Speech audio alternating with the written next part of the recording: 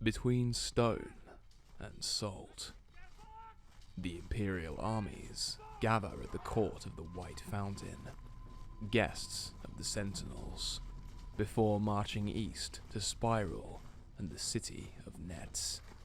4 armies: the Golden Axe, the Tower Jacks, the Seventh Wave, and the Winter Sun.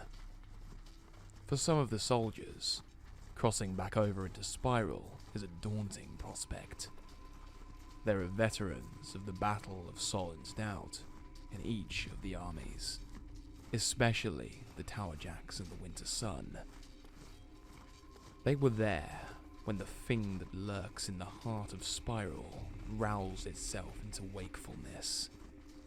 The march is not pleasant, under the grim oppression that emanates from the screed.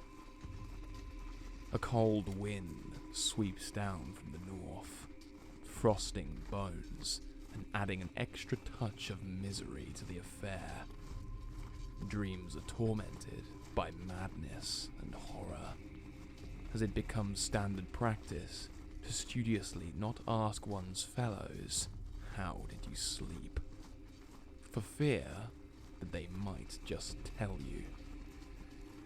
The welcome to Apulian, however, is especially warm. Orcs and humans alike seem almost embarrassingly pleased to see Imperial soldiers, especially the Tower Jacks. All of the armies are made welcome, but the engineers of Holberg are of special interest to the new Orc citizens of the League. For many of the former Grendel, this is the first time they have seen the armies of the Empire up close, without being in danger of being killed by them. Despite the mithril workings that infuse the many buildings of Apulian, nights are still dark and haunted for many of the soldiers. The spectre of the Black Plateau hangs over everything, even here. The grim atmosphere goes beyond even the aura of oppression, however. Citizens are worried about Grendel reprisals, of course, but they are also worried about the Urizen rebels and Ankra and Sinian. The spires are packed full of magicians after all, and who knows what wickedness they might be able to work on their neighbours when the mood takes them.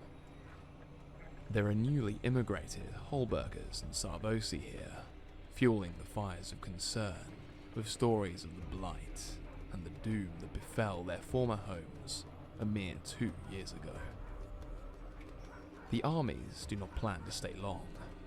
A few nights to recuperate from the march through the open, and for the captains and officers to go over the strategy once again. Then, to the sound of echoing cheers from many of the citizens of Apulian, they head south. More than 25,000 soldiers strong of the Empire, taking the Apulian route into Marave. The Golden Axe sets the pace.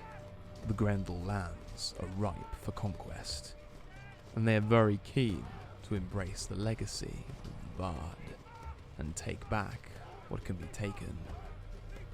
In addition to almost 7,000 Varushkans, mostly in heavy steel armor, there are nearly 40 warbands led by Imperial captains. Most are from Varushka or Urizen, but there are a smattering of champions from other nations alongside them. Their numbers are almost matched by those of the proud Fey warriors who fight alongside the Golden Axe. They are broad-shouldered figures with flashing eyes and both their shimmering braided hair, with their heavy metal armor that glows with the colors of sun at dusk. They're armed with axes, and from the shields and standards and insignia of the Queen of the Penance, roaring over the battlefield as they go. Their presence helps many of the Varushkan warriors endure the shadow that hangs over Spiral more readily than the troops of the other armies. Combined with their enthusiasm for conquest, this makes it perhaps inevitably that they are the first soldiers to set foot in Mariv in a very long time indeed. The other three armies enjoy the boons of Imperial magicians as well, the clarity of the master strategist helping them coordinate their assaults against the Grendel territory. Not since the abortive attempt by Axos to invade Urizen during the reign of Emperor Nikovar has such an imperial force been assembled and marched into the Broken Shore, on to Attar. This is a dry land, similar in some ways to the arid grasslands of the Brass Coast, but rockier, more broken, hence the name. Northern Mariv is made up of mostly hills, desolate, dry, empty hills, for the most part. It becomes obvious fairly quickly that there are comparatively few settlements here, mostly mining villages inhabited by those who work the foothills of the mountains to the north. They have their defenders, a few put up a fight, but once they see the sheer number of Imperials arrayed against them, they quickly give up. More serious resistance comes from the brine turtles, one of the major septs of the Broken Shore. These orcs, apparently, have their homeland in the south of Mariv. They are well armoured and heavily armed, as well as being fiercely disciplined, and they know the terrain well. They're supported by soldiers from the garrison of Berad itself, sent by Salt Lord Eshen. The Salt Lord does not take the battlefield themselves, and there is little suggestion that anyone actually likes them. But by all accounts, the Salt Lord pays well, and that is enough. It becomes clear quickly that these defenders are heavily outnumbered. They fight entirely defensively, trying to pick when and where they engage the Imperial troops, and falling back whenever the weight of arms facing them becomes too heavy. Ikarian falls, conquered by Imperial troops. After that, the fighting spills east and south. The brine turtles pull back to the shelter of the walls of Rathmona, the largest settlement in the northeastern hills, nestled between the mountains that rise north, east, and south. It has a solid stone wall, but they are no match for the Tower Jacks. The town holds out a fortnight. Then the Grendel retreat south, and with them any hope of holding the region. The inhabitants call it Nadir, and is perhaps a fitting name. A low point. There is precious little water here, and most springs happen to fall on the hunting grounds of packs of vicious drakes, whose numbers go some way, perhaps toward explaining both the relative lack of settlements in the hills here and the need for walls surrounding Rathmona. While the brine turtles and the Salt Lord's soldiers retreat, the orcs here remain fiercely independent. They quickly scatter ahead of Imperial soldiers, but there's no sign of any of them surrendering.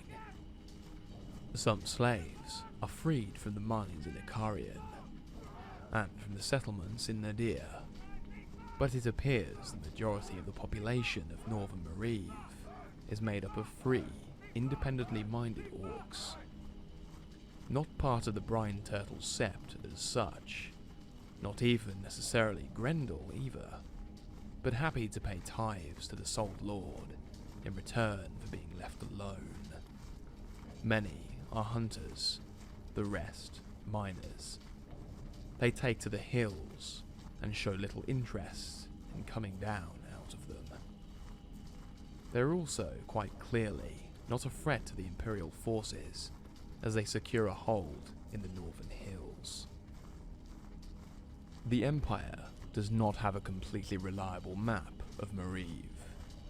Even as the Empire invades, however, scouts and spies are moving quickly across the territory, making use of the recently completed spy network. These scouts mostly avoid the armies, pressing deeper into the lands of the brine turtles. For some of them, however, the armies discover that the region directly south of Nadir, along the mountains, is called Eoradol. This is the next target for the Imperial advance. Hilly, like the northern regions, but a little more densely populated. It is scattered with ruins, sturdy remnants of the vanished Scourans.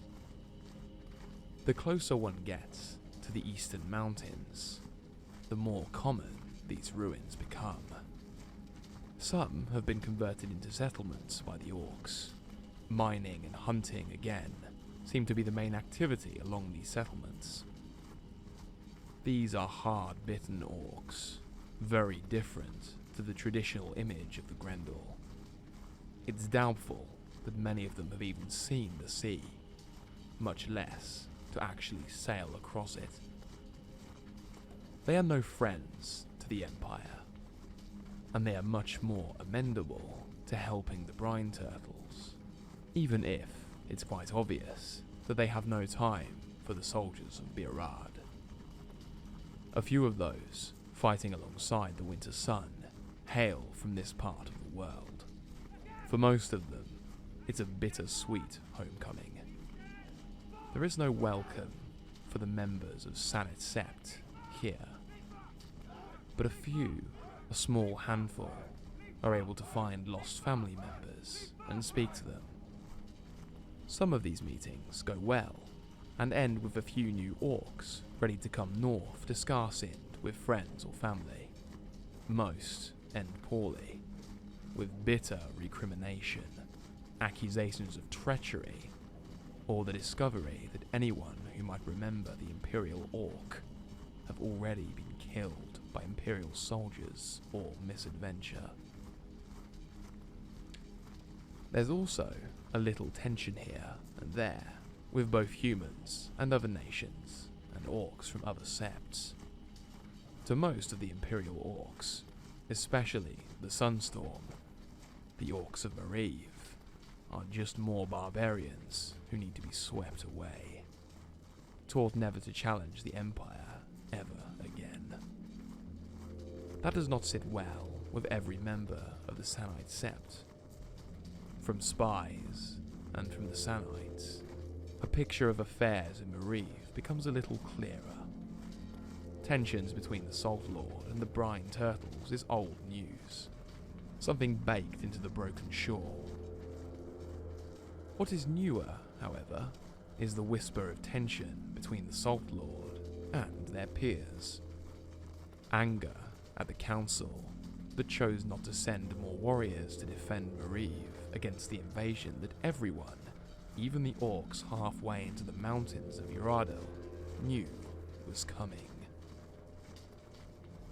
There's also resentment of Kaliact and of fellow traitors, and maybe a hint here and there of wistfulness. Some of the orcs here are a little jealous of those who have escaped north, away from the heat and the iron grasp of the Grendel, and the bitter salt of the seas and hills. The Gate of Storms. Uradil proves a harder nut to crack than either Icarian or Nadir. The Brine Turtles receive further reinforcement from their Sept lands to the south, along with mercenaries paid for by the Salt Lord.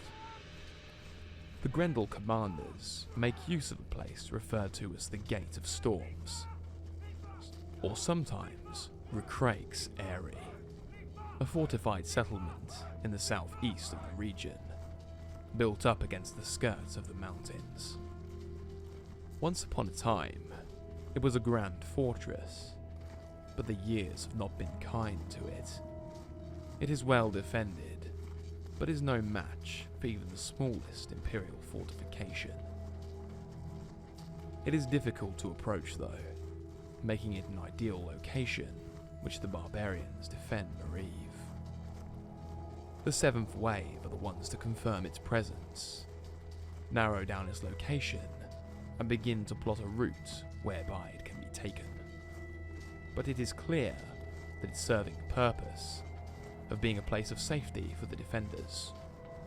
They are able to slow the Imperial advance, and in a few places, even turn it back. As the winter solstice draws closer, the Imperial armies have conquered Ikarian and Nadir, and both some Urizeni and Varushkans have eagerly begun to explore the ruins scattered across the region, albeit with very different goals in mind. They have made inroads into Uradal, but there is still a long way to go, and before the region can be completely conquered, the Gate of Storms will need to be dealt with. It isn't entirely clear how much longer the brine turtles can hold out. However, even in the light of their overwhelming campaign of conquest, Imperial troops have suffered very few actual casualties. The defenders, by contrast, have clearly been severely depleted. Perhaps as many as 5 brine turtles fell for every Imperial left unable to fight, even with the mercenaries and the Grendel soldiers from Berard. It's doubtful that the brine turtle can continue to hold off the equivalent of 5 entire armies by themselves. There's also the report of spies and scouts to come. Hopefully, it will provide more information about what Mariv actually looks like, especially the southern lands claimed by the brine turtles.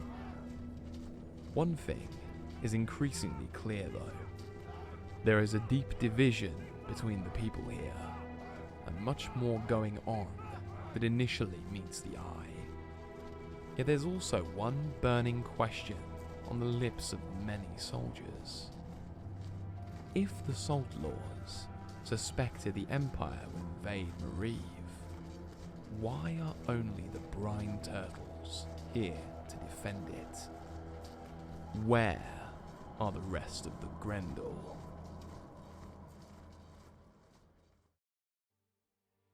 Around the lands of the Empire, the war continues to rage. From the fight against the Jotun in the northwest, to the campaign against the Druge in the east. But for now, we look to the south, to the shores of the Bay of Katazar, with the question that dwells on many of the inhabitants of these territories' minds: the whereabouts of the Grendel fleet. What begins in a court of white granite passes through darkness and onto the land between the mountain and the sea. Follow the trail of the Imperial armies down the Apulian Way and into the broken shore, where here we learn a little of what lies between stone and salt. The city of Net. Once the armies have passed down the Apulian Way, they wait. Peace with the Grendel has ended. They know the Salt Lords will seek retribution for the treachery of Kaliakt. They will exact a price for the hubris of the League in accepting them. The garrison of Balagru to the north makes a long trip across the wasted plains and hills, under the shadow that lies over Spiral, to reinforce the city. Their fear is fed by that thing which squats in Screed, and for many night is tossed with dark dreams of a terrible flame and an awful price exacted for Apulian's audacity. But as the winter solstice nears, there is still no sign of the Grendel. Once the gates of the court of the White Fountain close, and the armies on their way to Marive, the sentinels resume their watch on the unceasing sea. The new port at Elos has the potential to threaten the Grendel mastery of the Bay of Katazar, and they must surely know it. Though the brilliant star has been warped by the cold sun, the Mithril can still be mined, and the rulers of the Broken Shore love Mithril even more than they love salt or coin. Sentinels from Cargo have come down the river to Naris, ready to fight alongside their siblings, together with the citadels and spires of Redoubt. They watch the horizon for any signs of mast or sail. But as the winter solstice nears, there is still no sign of the Grendel. There are spies in the City of Masks, but the wolves of war are there to root them out. A few weeks after the autumn equinox, the Fire of the South arrives, tired from their long march, but ready to fight and defend the city. The Grendel have never conquered the City of Masks. They may have held that old city, the Jeweled City, for a few months, but that was long ago, in the past. Yet everyone knows they covet the city. They covet its wealth, its people, its place on the bay. Some fear a reckoning. As the League have taken a city from the Grendel, the Salt Lords may seek to return the favour, to balance the scales by taking a city back of their own. Some point to the Asavean embassy as a sign the Grendel will not come for fear of angering their allies. Others point to the Suma embassy and the recent destruction of the Cava Bianca docks, and are much less sure. As the wolves hunt and the fire carouses, both keep an eye on the sea. The Colossus watches them, and so do the soldiers of Our Lady of Pride. A few merchant vessels report attacks by orc pirates. A few fail to arrive in port entirely. But as the winter solstice nears, there is still no sign of the Grendel.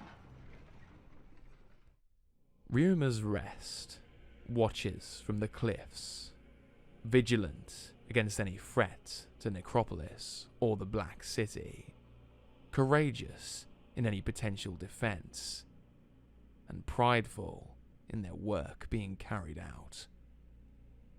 Crown's Key may not match the free cities of the Bay in grandeur, but it is still a major port, and the Grendel interest in Necropolis is well known. There have not been too many visitors during the Uneasy Peace, and while their espionage ring may have been rooted out, the fact the orcs of the Broken Shore cared enough to establish it in the first place speaks volumes. They will not let the Grendel take the beaches of Necropolis, though. The chapters stand ready, and the news from Bastion, where the faithful of the Empire protects the White City from monstrous attackers, fills their hearts with pride and courage. How can we fail against flesh and blood when we have such an ambitious example to inspire us? Some secretly hope an attack does come, that they may have their chance to test their virtue against the heretics and blasphemers. But they remain empty-handed, and some of them even disappointed. As the winter solstice nears, there is still no sign of the Grendel. The City of Sails. The City of 1,000 Sails is always enumerated alongside Mead, Caliphane, and the cities of the League, billowing Siroc, the Sapphire. The Hakima say that it was founded by Guerrera, the passionate opponent of slavery, driven to build a better world. Brightly coloured tents extend Siroc out far beyond the small cluster of stone buildings that make up the heart of the city. Sails of all shapes and sizes fill the sheltered bay, guarded by twin towers kept on either side of the bay, along the approach to the harbour. The Salt Guard, designed by Menno van Ristroff, and part of the legacy of Imperatrix Lisabetta's plan to armour the Bay of Catazar against the Grendel. Each of the two halves of the Salt Guard is equipped with powerful engines of war, and garrisoned by skilled mariners and corsairs, who ensure the towers are always ready to respond to any threat. Between the towers, the iron chains and nets that have guarded the harbour for centuries, since they were first imported at great expense from the forges of Wintermark. Menno van Ristroff believed the Salt Guard would make it impossible to assault the city of Rainbow Canvas by sea. However, he was wrong. The first watchers to spy the Grendel armada approaching assume they must be seeing things, mistaking a great wave or a bank of fog for a wall of mast and sail. Red, green, yellow, and blue, the sails and mast banners announce what surely must be the entire Grendel navy speeding from the southeast towards the Madrugan coast. They lay low in the water, their holds packed with presumably warriors rather than trade goods. Some of those ships have even been seen recently in other ports across the bay through spyglasses. Increasingly panicked watchers make out ships from the yellow-sailed Golden Winds and the green-sailed Tempest fleets. Both navies have anchored off imperial cities in the last year, escorting merchants, their crew coming ashore to eat and drink in the paradors of Siroc, laughing and joking with the freeborn, frequenting the markets of the Sapphire, all under the aegis of the 2-year peace treaty. A treaty that has run its course. There are not only Grendel ships among the armada, but as they get closer, as the warning bells echo across the city, the glasses pick out the Asavean warships flanking the main force. Barlow's Grace, Leaping Bull, and Wind Tamer. The warships that destroyed the Isle of Justicars, that slaughtered the people of Shantarim. With them, a scattering of other war vessels, far from their home in the distant west.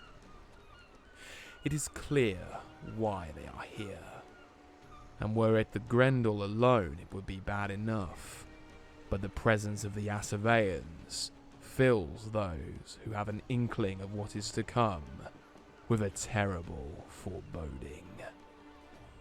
It's unmistakable why the fleet has arrived. War has come to Madruga. As massive as the Armada is, it still must contend with the Salt Guard. Trebuchet and catapult are armed and ready, launching great chunks of stone towards the attacking ships. A cheer goes out as one of the lead Grendel ships, a green-sailed vessel of the Tempest, is smashed to flotsam by the first stone. Bronze sigils slimmer and flicker across the walls of the twin towers. Imperial musicians have used the potent autumn magic to magically reinforce the Salt Guard. With power acquired from the realm of the Forge Mistress, the siege engines are loaded by towering bronze constructs drawn from the city of fire and stone, the volcano smithy of Shikal. The magical sigils of fire and stone, strength ripple across the chains and nets as they are raised across the harbor's mouth. The Marines themselves wait nervously, the sweat that beads on their skin not only due to the supernatural warmth of the enchantment, but for the battle that they know is soon to come. A single warband of freeborn soldiers has come to defend Sirach to protect the city, taking up places on the walls. They are not the only unexpected defenders. When runners are sent to the city proper to warn the people, the Commonwealth Embassy responds by sending its entire garrison to support the Salt Guard. It is hard to imagine that 50 grim-faced warriors dedicated to the common good will make much of a difference in the face of an entire Grendel armada. But they come anyway. They march through the streets as the bells ring, and people hurry to gather their families, and maybe a few people take heart from their willingness to defend the billowing city. While the people are afraid, they are freeborn. They do not bow their heads to tyrants, be they human or orc. Those with battle experience grab weapons kept away in cupboards and strap old pieces of battered armor to themselves as defense. Corsairs and sailors take to their own ships, ready to try and engage any invading vessel that might somehow breach the defenses. The doors of the Parador of the kindled flame are thrown wide to any who want to take refuge besides the children behind the walls of white granite. The Grendel don't know any of this, of course. Or perhaps they do. There has been talk for some time of an espionage ring in Madruga, sponsored by some spymaster of the Broken Shore. Surely no freeborn would sell their loyalty to the Brass Coast, to the Grendel, no matter how much they were offered. At least, that's what many would hope. It's clear the Armada is prepared, though, for the Salt Guard and the harbour defences. Several of the leading ships of the Tempest have great serrated metal rams attached to the prow of their ships, just on the waterline, designed to angle and rip at the port defences. There are ballistae and catapults on the invading ships that counter the hail of stones and javelins with missiles of their own. The Asaveans in particular hold back, maintaining a barrage against the two Salt Guard towers, chipping away at even the magically reinforced stone. The Barlow's Grace, the Leaping Bull, and the Wind Tamer, named in honor of the blasphemous gods of the archipelago. They are a massive sight compared to the Grendel vessels in comparison that surround them, but still surprisingly maneuverable, with triple banks of oars that let them evade all save the luckiest hit. Then, without any warning, fighting erupts across the harbour itself. Confused reports begin to spread of both humans and orcs making pinpoint strikes at the winches and pulleys that control the web of steel keeping the invading ships from the harbour. Treachery from within the city itself. Out at sea, perfectly timed to coincide with the attacks against the net and chains, dozens of smaller boats, rowboats, landing craft are launched. They strive for the harbour, hard to target directly, maneuverable and swift. Some are sunk. Many more manage to reach the harbour walls and join the attacks on the defences. The fighting spills out across the docks themselves. Many of the warriors attacking the harbour are Neguro, a former sept of the Lysambrian orcs, with a particular hatred for the Empire. Others raise the unfamiliar banner of a shark ringed by lightning. Both forces seem almost unhinged in their zeal to slaughter the freeborn defenders and take the docks for themselves, break the defences, and leave the city in cinders.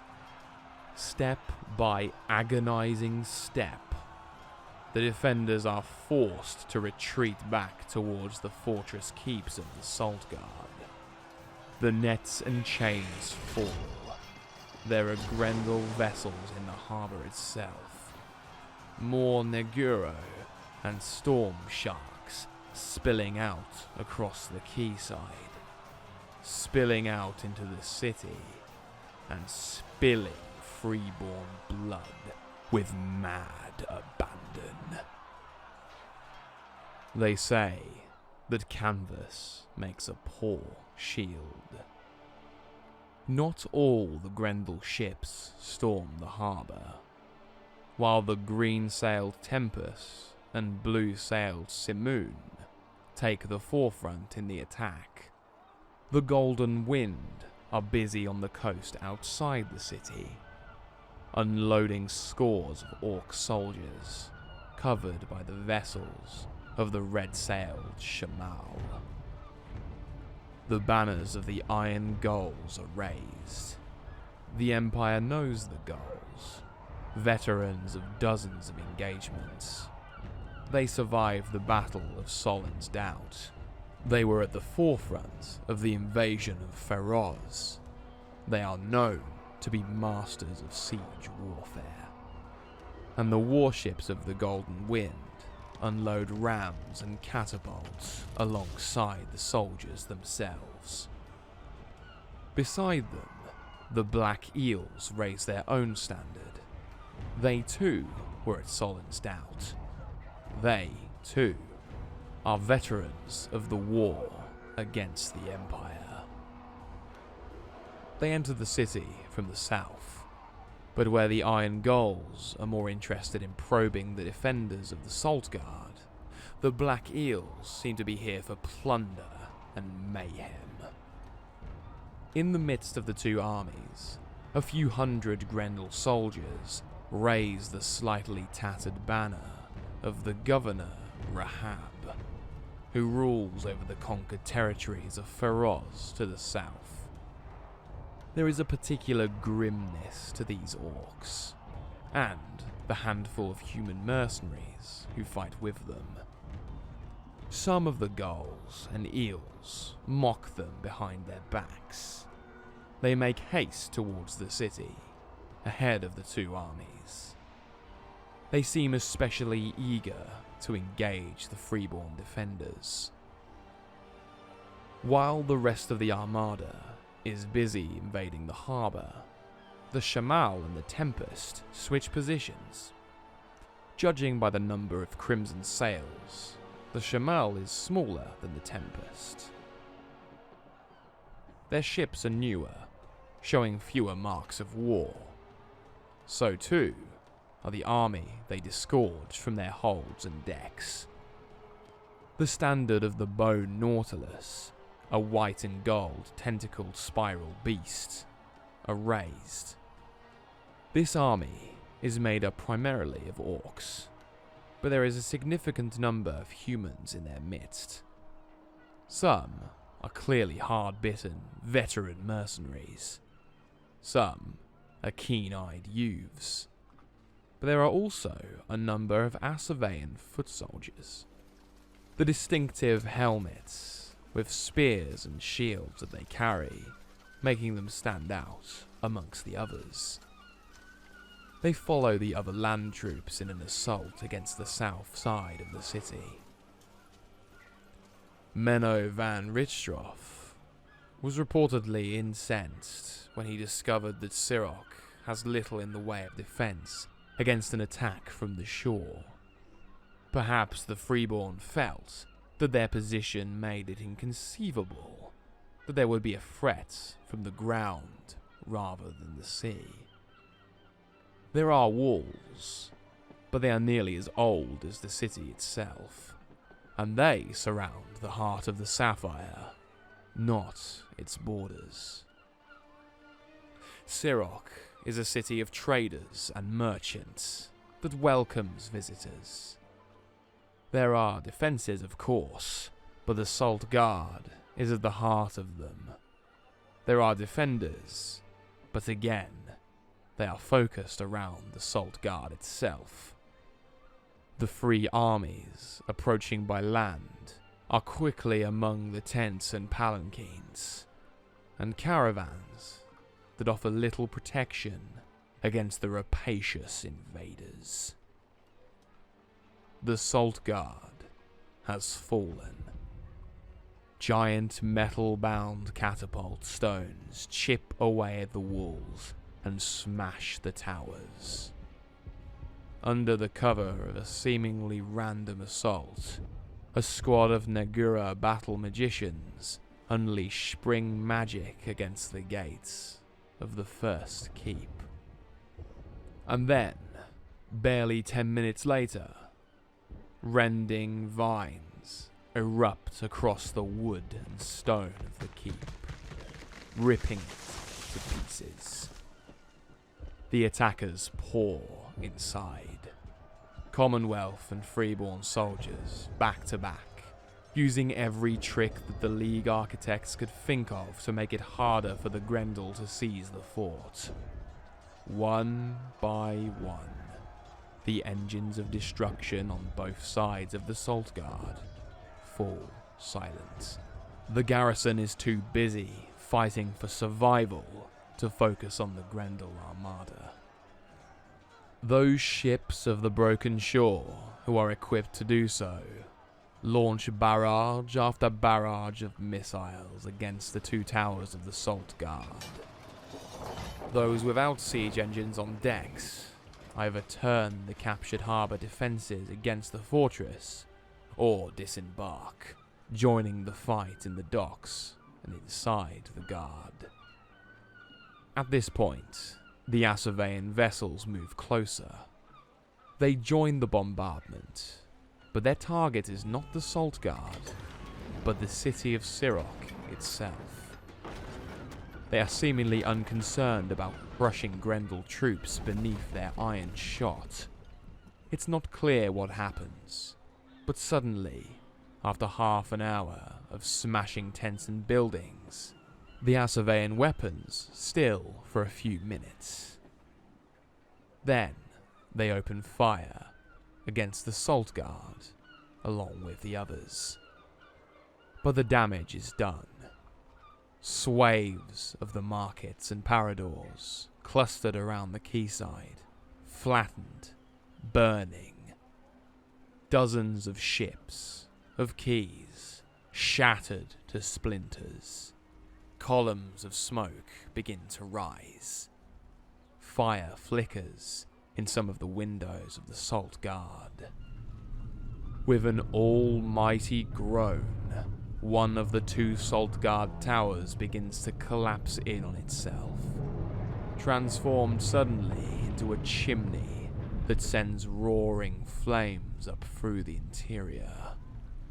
Barrels of oil join the rocks being hurled towards Menno van Ristrof's masterpiece. Those defenders still trapped inside, no longer battling the invading orcs, but fighting to breathe as the smoke rises, fighting to escape as the fire spreads. The sun drops towards the eastern horizon. The second tower catches alight. Those defenders who manage to make it out of the collapsing fortification, coughing, gasping, wheezing, struggling to take their final breaths, are quickly granted a swift dispatch by the invading orcs. With the Salt Guard shattered, the city is easy prey for the immense force ranged against it. The Grendel have not had it all their own way. The courage of the Salt Guard has purchased vital hours for those who can see what is coming to flee the city, north towards Lightsea, or west towards one of the bridges of Socorro towards Segura. The Grendel follow. Over the next few months, the invaders spread north along the coast into Lightsea. Khazar falls before the Iron Gulls, despite the best efforts of the Hekima and the Masters of Autumn Magic supporting the defenders. The Parador of Salt and Sand is torn apart by Nugero, who loot many of the treasures within, treasures carried out of Feroz by fleeing magicians. At the same time, the Black Eels loot and raid the port towns freely, killing any who try to resist, but seemingly unconcerned about those who flee, unless they try to take their wealth with them. 3 of the Grendel navies, supported by the Bone Nautilus and the Asavean warships, assail Free Landing, assaulting the port towns of the Corsairs. These islands were the first proper homes of the Freeborn, and for the second time, the Grendel seize Atalaya, the fount from which the entire Brass Coast flowed. Midport falls to the Shamal and the Golden Sails. The Tempest seizes the Shining Pillar, that great white and gold tower familiar to every sailor along the Bay of Katazar, sometimes used as a symbol for the Brass Coast itself. When a sailor can see the beacon of the Shining Pillar, they know they are home. After the Grendel take the island on which it stands, the beacon falters and goes out. For the first time in centuries, the pillar's light shines no more. Meanwhile, the Simoom concerns itself with besieging the island of Lycium. The magicians there fight back, supported by their Commonwealth allies and the Lycium Salt. Contact with the island has been sporadic at best. It is not clear if the entire island has been conquered, or what the state of the Grand Libraries, Arcane Academies, or the students who live there is. There is little hope that they may hold out against the Grendel and their allies. There is a great deal of worry about what the Grendel might do with the vast stores of lore contained within Lycium. Before the Grendel sweep across the rest of Madruga, on land and sea, they finish their conquest of Sirach. The offices of the Mistress of the Glass Parador are looted by the honor guard of Governor Rahab of Feroz. Perhaps the wealth they managed to steal here will make up for the fortune Rahab lost when the Scorero net collapsed. The bone Nautilus surround the Parador of kindled flame, eager to capture those who have sought sanctuary within, eager to carry away the children whose home it is into a life of slavery. When they finally breach the heavy oak doors, they find the place deserted, no sign of anyone hiding. They have no way of knowing it, but the children, their guardians, and those who accepted the offer of safety within the walls are long gone. As the flames consume the Salt Guard, 24 friends of the Prince of 1,000 Foes revealed themselves, and the sewer entrance that led those who would otherwise have been trapped in the orphanage to safety. They are already well on their way to Segura. The same story unfolds across Siroc. Guardian angels, mostly mortal, some decidedly not, reveal themselves and help people escape what is to come. Without their unexited and mostly invisible aid, a great many more people would have died when the city fell. If anyone bothers to ask, and most people are simply grateful for the aid, they say that they are discharging a service from the Archmage of Spring. They run when they can, they fight where they must, but they never try to hide. They discourage hiding for some reason. While many escape, many more do not. The Grendel take a few slaves, but once the city falls, they seem more interested in bearing away its loot rather than its people. The same cannot be said for the Assaveans. Now that the Salt Guard has fallen, the warships and mercenaries of the far west join in the conquest of the city. They are absolutely without mercy, killing anyone who comes within spear or sword reach. It is they who led the attack on the House of the Way, one of the oldest congregations in the Brass Coast. They smash the doors, shatter beautiful windows that have blazed in the setting sun for 200 years, slaughter the priests and Sutanir. Even Nagero seem a little taken aback by their zeal for slaughter. The Assaveans are also the ones to set the fires. Despite the chaos, the Grendel are careful to make sure that the city of tents does not burn. For a day and a night, they rampage through Siroc, taking everything they can find, everything they can carry. Then, as the sun sets on the second day after the fall, as the armies regroup on the plains outside the city for the march north and west, as the navies withdraw to anchorages along the coast, the Assavean warships launch barrels of burning oil into the city. Another and another and another. The sky turns red, a glow growing like a baleful promise.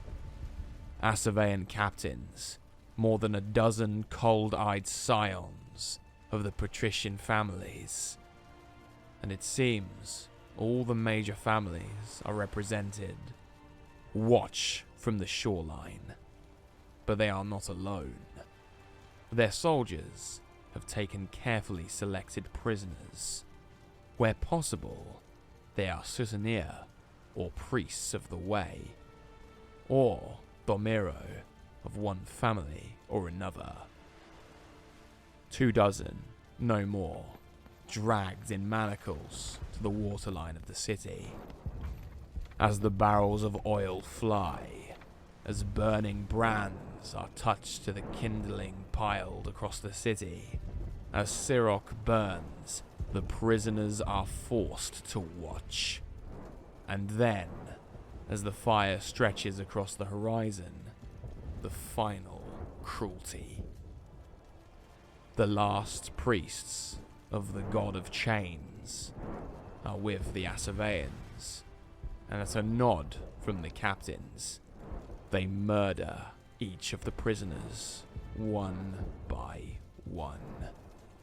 The last thing they see, as they are hurled untimely into the labyrinth, is the jewel of Madruga, the sapphire, the billowing city, burning as the first stars of the evening glitter the uncaring sky. All but 3, 1 Erigo, 1 Rayquaza, and 1 Guerrera, are released once the fires start to die down, pushed into the surf, discarded like refuse, like jetsam on the coast of Brass, the last words of their captors echoing in their ears. We were an empire before any of your petty kingdoms existed. We have no more lessons to learn about vengeance, but we can teach.